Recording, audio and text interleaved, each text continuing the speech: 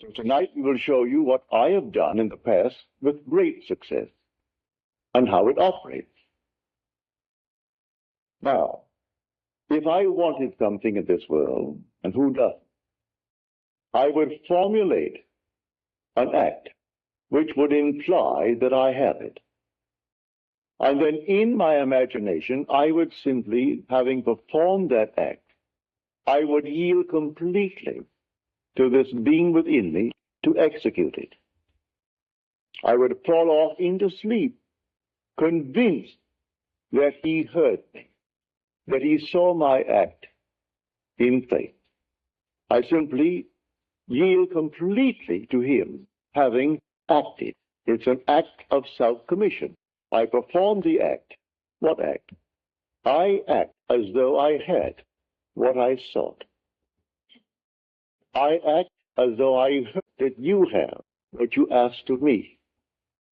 I perform an act, and then I yield completely to that depth of my own being, who is God, and allow him from that depth to externalize it for me.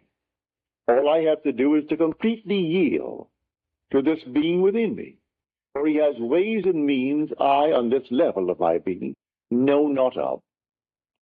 I rise then under compulsion. And under this compulsion, I go through a series of events which will lead up to the fulfillment of that to which I yield. I assume that it's done. And then I commune with myself and give thanks within me that it is done. And it works in every way. You want to be, and you name it. You want to be successful in the world of Caesar, in dollars and cents, nothing wrong with it. You want to be a successful doctor, successful lawyer, I don't care what it is. You want to be, well then formulate in your mind's eye what it would be like if it were true. How would you see the world if you were now the man that you would like to be? See it in your mind's eye, and then yield yourself completely to the depth of your own being. How do I do that? Simply fall asleep in the assumption.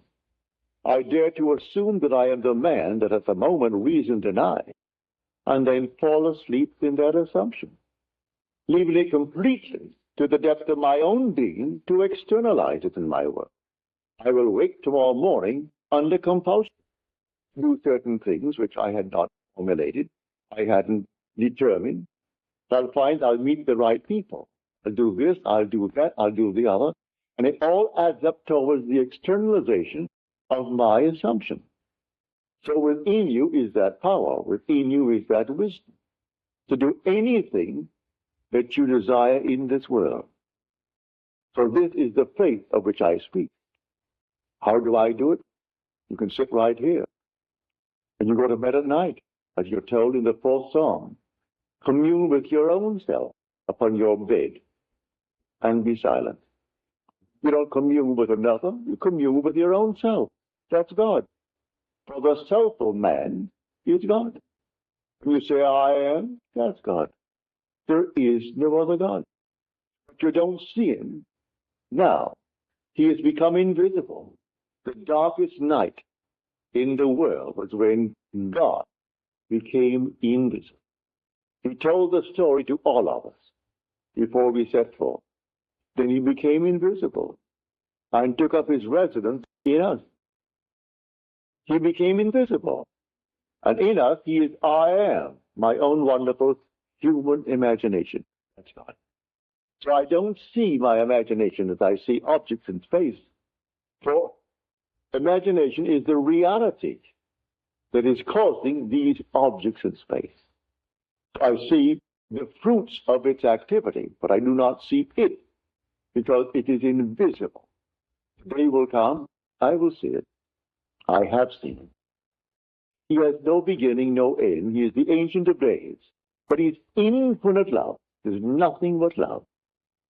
Yet he will wait on us just as swiftly and as indifferently when the will in us is evil as when it is good. For it is he who does all things, that I kill, I make alive.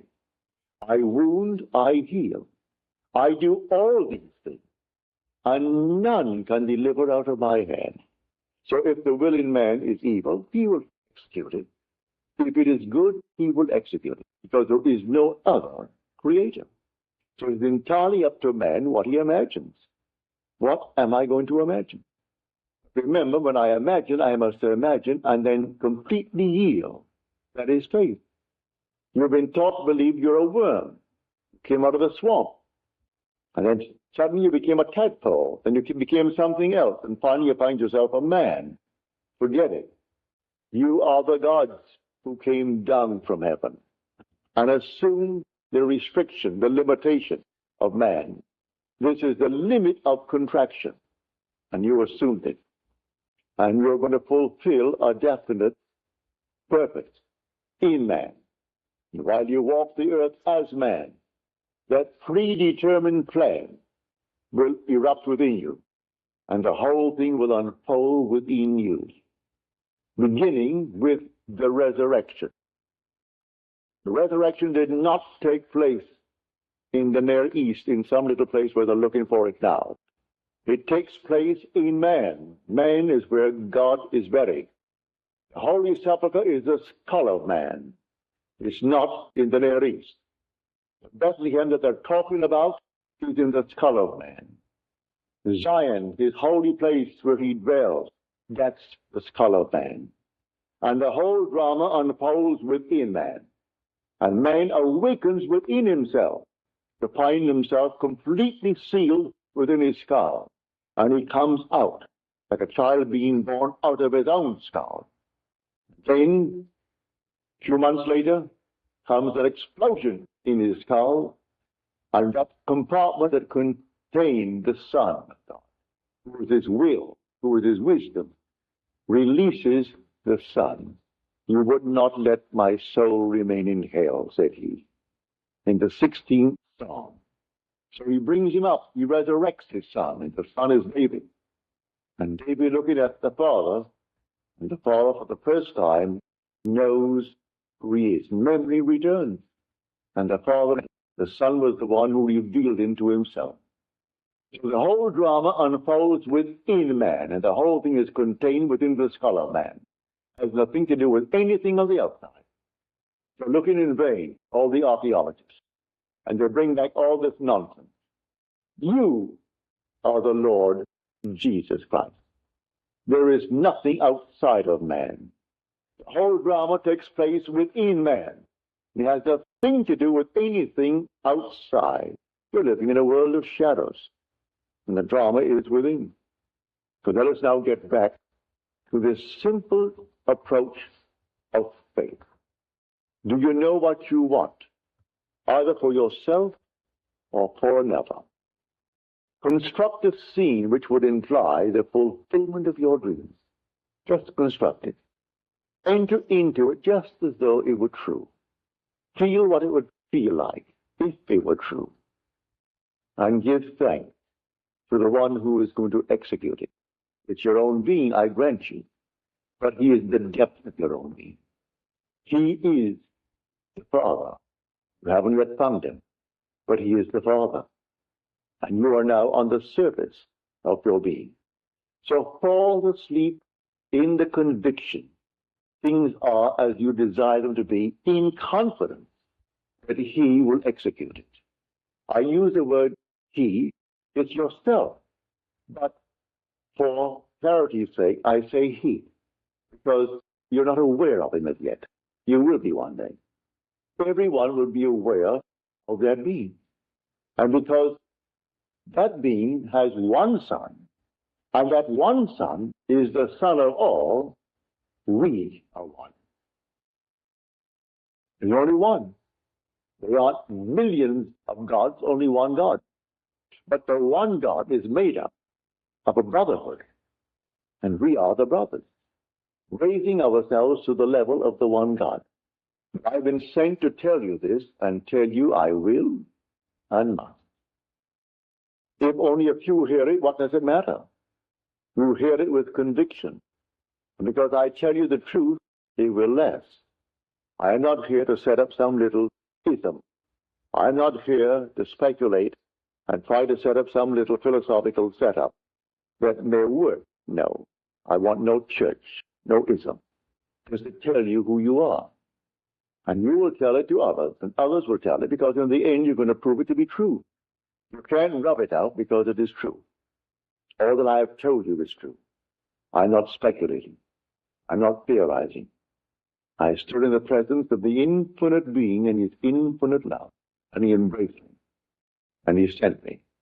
After he embraced me, therefore love embraced me, therefore guided by love, we became one body. People are misled morning, noon, and night by so-called holy men. Forget it. Man comes to you telling you he's a holy person, turn around and start running. All these holy fellows, they just simply meet you and meet another crowd, and next thing they do, they run to the bank. What was in your pocket? One fellow here, he's flying off to Switzerland. He was in Spain after having collected a fortune. They found $300,000 on him. And he was at the Maharishi that came up through this country. It wasn't the Maharishi. It was his secretary running off to Switzerland, where you'd put it into your Swiss bank. And all the people fall for it morning, noon, and night. And so if you take Noah, you hate to hear it because people hate to know that others know they were beguiled. And so those who gave their fortunes to him, $500 to teach them how to meditate, about the nonsense in the world. Teach you how to meditate? It's just a simple, simple thing. You don't meditate on your navel. You don't meditate on any of these things whatsoever. You know what you want? What would the feeling be like if it were true? What would it be like? Assume the feeling of the wish fulfilled. Anyone can do that. A child can do that. What would it be like if it were true? That's meditating. Now yield completely. And the being within you will take that and externalize it for you. Meditating on your Kundalini fire and all this nonsense has nothing to do with it.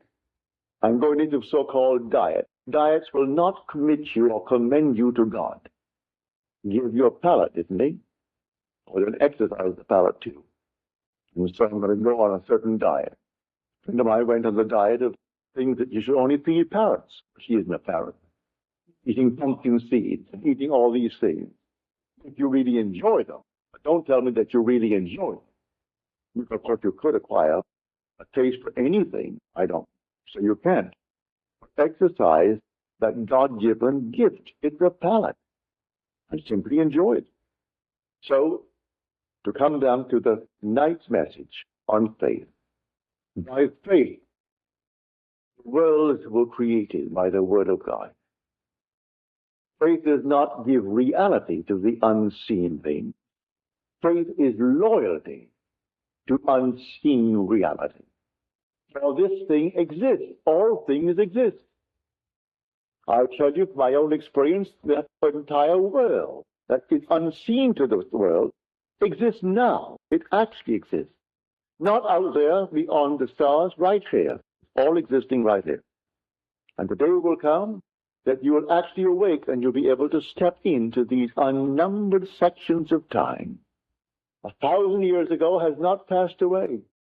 And 2,000 years from now is not something that is going to suddenly form itself. It is now. And you are simply in a section of time. And the day will come you'll be able to move into any section of time. All these things exist now.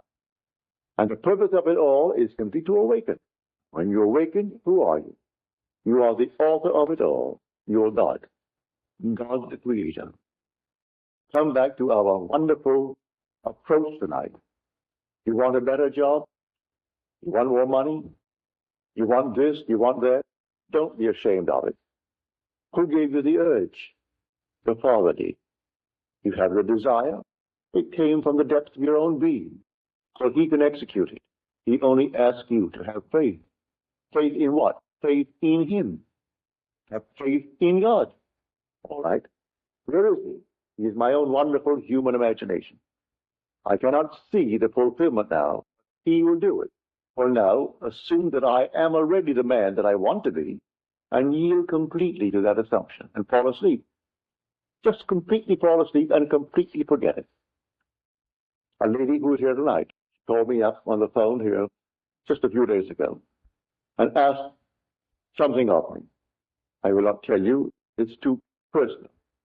But she asked me to please her for a certain thing. It's so simple. I sat in my chair after I spoke to her on the phone and heard her tell me. But she came back tonight and told me that it had happened. She's here. You see her here tonight. Drove all the way in from San Bernardino to tell me the story. And it simply worked. What did I do? Didn't cost me anything. Cost you nothing. Does it cost anyone to have faith in God? I put a price on it. I charge anyone. It costs nothing.